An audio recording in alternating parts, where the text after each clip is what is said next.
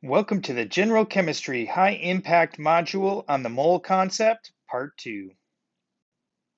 We can take our understanding of the molar mass of an individual element to transition into the formula mass, molecular mass, or molar mass of a compound.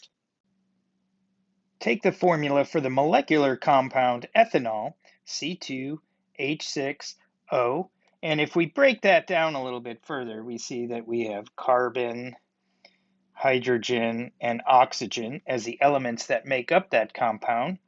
Looking at our periodic table, the atomic mass of carbon is 12.01, atomic mass of hydrogen is 1.008, and the mass of oxygen is 16.00. Multiply each atomic mass by the number of atoms of that element represented in the chemical formula, and you get the total mass contributed from each one of those elements. 6.048 and 16.00. Take the sum of that, 46.07 atomic mass units or grams per mole, and we have calculated the molar mass of a compound from the chemical formula of that compound. If we take a look at the formula for calcium nitrate, Ca NO3, we can break that down just a little bit further if we see that we have a calcium ion, which is the same as saying a calcium atom, but we have two polyatomic nitrates as part of that. All right, we see that right there. We can do the same thing. Calcium, nitrogen, and oxygen are the elements that make up this formula. We have a molar mass for calcium of 40.08, and there's one of them, 14.01 for nitrogen, and there's two total nitrogen atoms, 16.00 for oxygen, and there's six total oxygen atoms.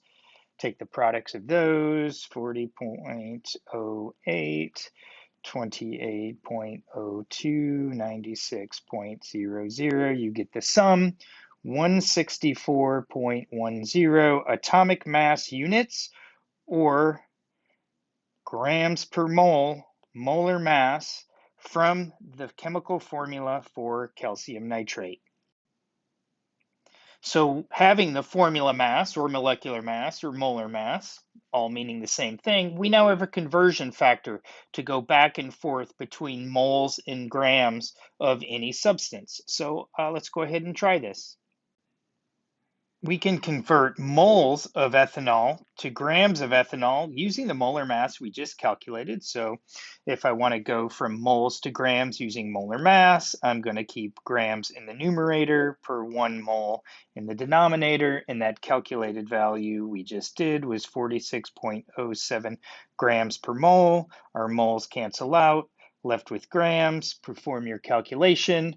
We get 195.7975 grams, and of course, using our rules of sig figs there, 3 sig figs.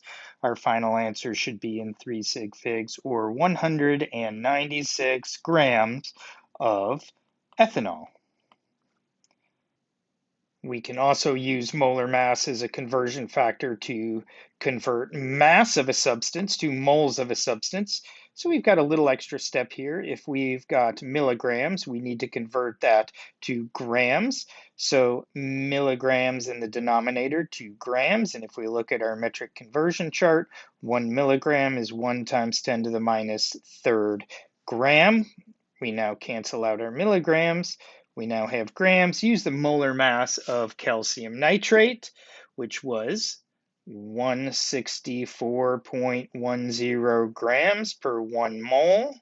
We get grams to cancel out with grams, left with units of moles. Plug that into your old trusty calculator. Beep, beep, boop, beep, beep, boop, beep, beep. 0.0025899.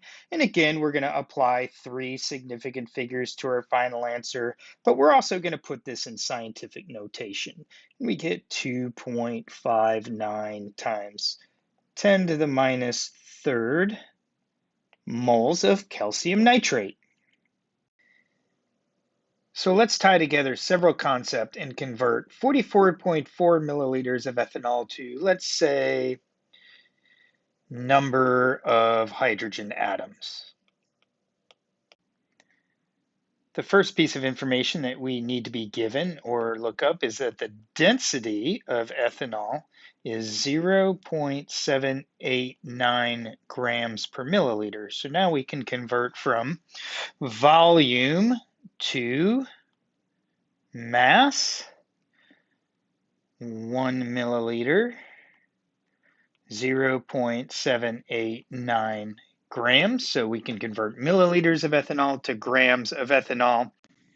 We just solved for the molar mass of ethanol, 46.07 grams per 1 mole of ethanol.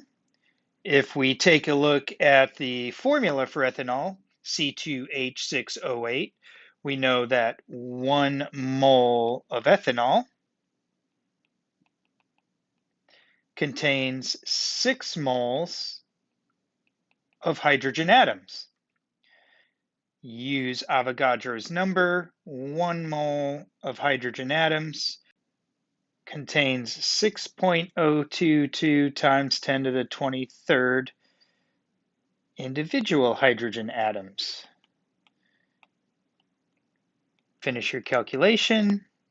Beep, boop, boop, boop, boop, boop, beep, boop. 2.75 times 10 to the 24th hydrogen atoms. So let's apply the mole concept to a problem like this where we're asked to calculate the empirical formula of an unknown compound, given that it's 88.14% by mass of carbon and 11.86% by mass of hydrogen. And here we can start with any mass we like. And if we start with 100 grams, it makes a very easy conversion, straightforward, I should say, conversion of 88.14% of 100 is 88.14 grams, and 11.86% hydrogen is 11.86 grams. Now that we have a relative mass of carbon and hydrogen, we can take our calculations and convert grams to moles, take the molar mass of carbon, 12.01 grams per 1 mole of carbon, and we can take 1.008 grams of hydrogen per 1 mole of hydrogen. Run this through your calculator, beep, beep, boop, boop, beep, boop, beep. And we see we get 7.3389 moles of carbon and 11.7659 moles of hydrogen.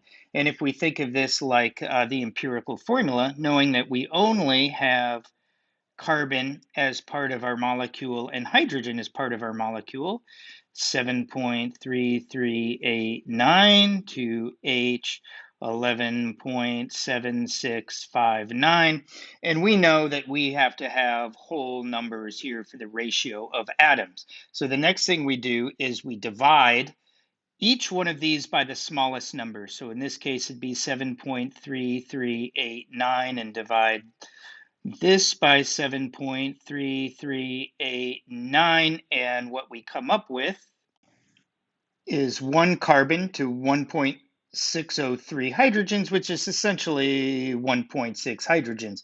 Again, we know we have to have a whole number ratio, so we start multiplying these until we get both numbers to equal a whole number. This takes a little practice, but in this case, we multiply both by 5, and we get the empirical formula of this compound to be C5H8, and we can calculate the molar mass of this empirical formula to be 68.114 grams per mole.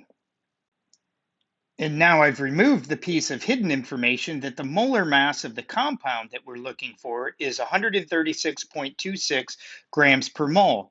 The subunit, or the empirical formula, C5H8, is 68.114 grams per mole. So we want to figure out how many of these empirical formula units it's going to take to make the molar mass of 136.26.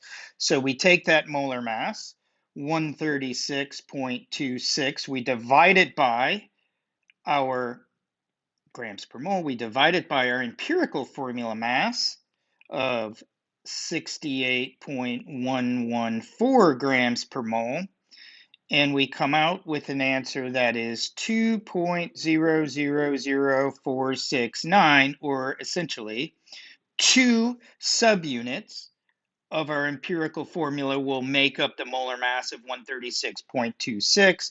So the formula of this unknown molecule, or 2 subunits of the empirical formula, equals C10H16. All right, good luck and keep practicing.